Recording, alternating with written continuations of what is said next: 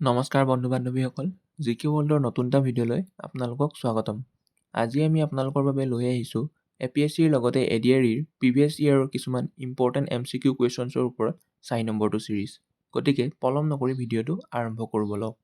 আজিৰ 1 নম্বৰ প্ৰশ্নটো হ'ল, প্ৰথম অসমীয়া আধুনিক নাটকখনৰ নাম কি?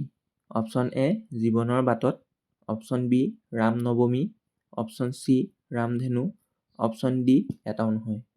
ইয়াৰে আনচাৰটো হ'ব ৰাম নৱমী। 2 নম্বৰ প্ৰশ্নটো হ'ল, আহোমসকলৰ প্ৰথম ৰাজধানী ক'ত?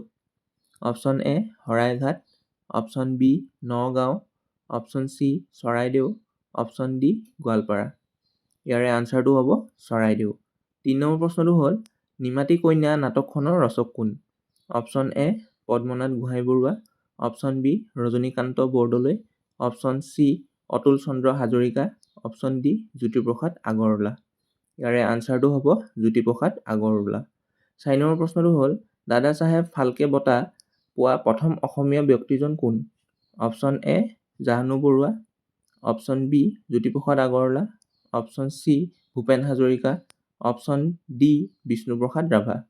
ইয়াৰে আনচাৰটো হ'ব ভূপেন হাজৰিকা। 5 নম্বৰ প্ৰশ্নটো হ'ল, নিম্নলিখিত কোনখন গ্ৰন্থ ভৱানন্দ দত্তৰ ৰচনা? অপশ্যন এ দৃষ্টি আৰু দৰ্শন, অপশ্যন বি সাহিত্য আৰু সত্য, অপশ্যন চি তৰংগ, অপশ্যন ডি শংকৰদেৱ।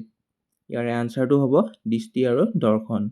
6 নম্বৰ প্ৰশ্নটো হ'ল, ৰংঘৰ কোনে নিৰ্মাণ কৰিছিল? Option A Rajeswar Singha, option B Rudra Singha, option C Pramatta Singha, option D এটাও নহয়। ইয়াৰে আনচাৰটো হ'ব প্ৰমত্ত সিংহ। 7 নম্বৰ প্ৰশ্নটো হ'ল, অসমৰ কোন ঠাইত পুৱামক্কা আৰু হয়গ্ৰীৱ মাধৱ মন্দিৰ অৱস্থিত? Option A Sivasagar, option B Tezpur, option C Dumunichowki, option D Hajo. ইয়াৰে আনচাৰটো হ'ব হাজো। 8 নম্বৰ প্ৰশ্নটো হ'ল, শৰাইঘাটৰ ৰণ লাচিত বৰফুকন আৰু কাৰ মাজত হৈছিল?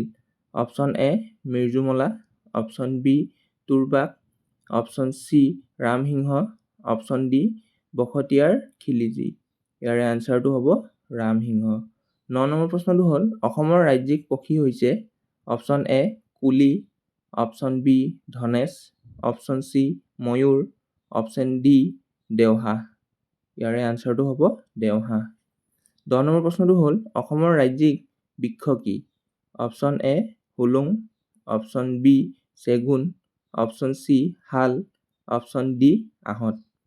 ইয়াৰে আনচাৰটো হ'ব হুলুং।